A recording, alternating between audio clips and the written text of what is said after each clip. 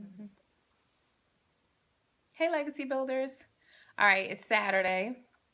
And today, of course, I have something I'm saying because I always got something to say.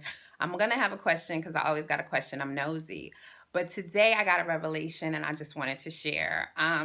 So I always fight with myself that I do have gifts, skills, talents, and abilities, but I don't want to sell them to people because I don't want to rape anyone's pockets. I don't want to take advantage of anyone. I want to be authentic. I want to give it to people because I feel like they need it and they can't afford it, or I don't know, just stuff like that. Like, I just don't want to sell what I got, right?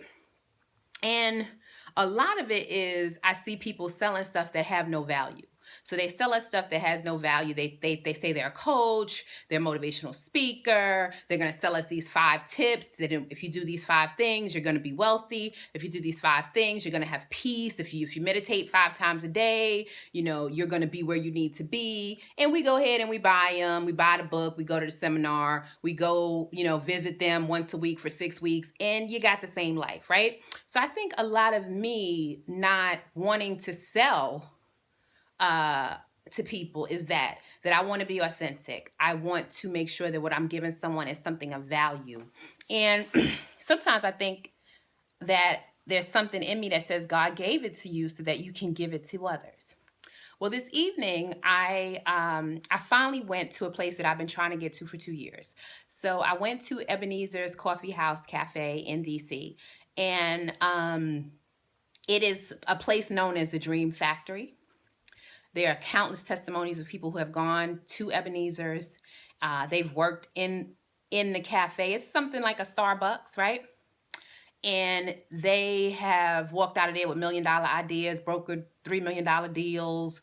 And I said I was going to get to this place. I've driven by it plenty times. For whatever reason, I never went in. I couldn't find parking, um, stuff like that. I got there, it was too late.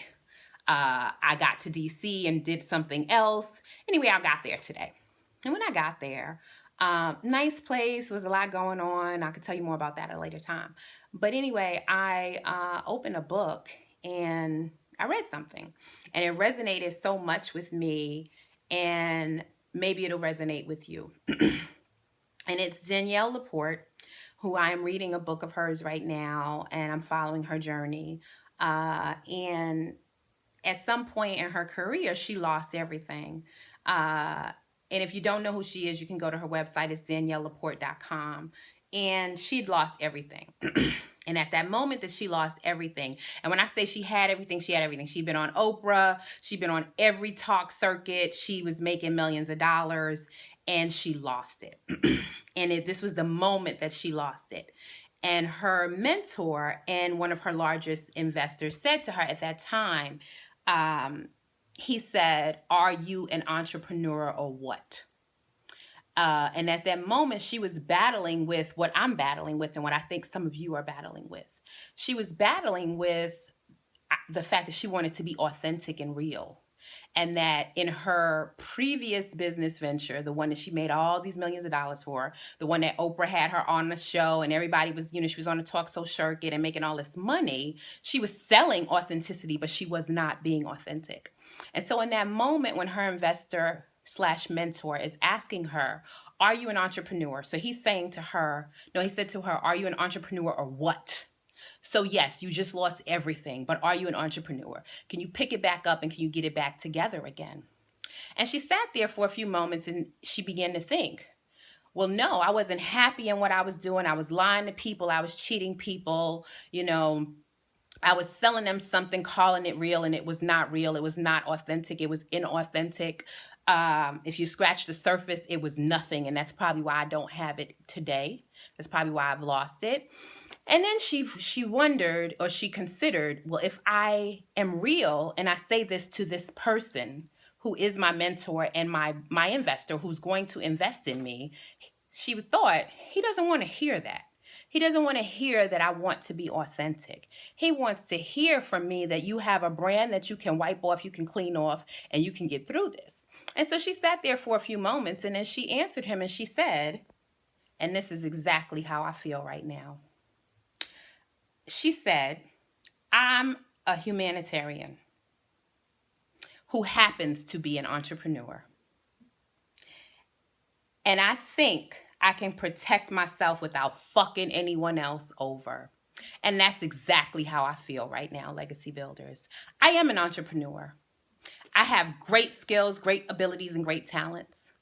And I can market them successfully without screwing anyone, without raping anyone's pocket, without becoming a poverty pimp. I can give value.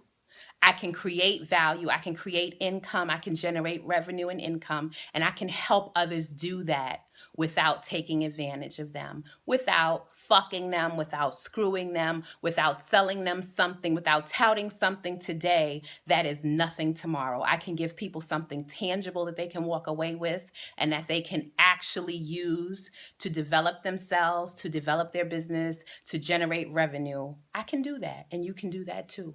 So my question to you today, Legacy Builders, is what is it for you? For me, it's that I have always been fighting with, I want to be authentic, I want to be real, I don't want to be fake. What is it for you? Is it that? Why won't you market yourself? Why won't you sell what you have? Why won't you do that? For me, I know why I wasn't doing it for a long time. What is it for you? You know, I'm nosy. I want to know. Tell me. Later.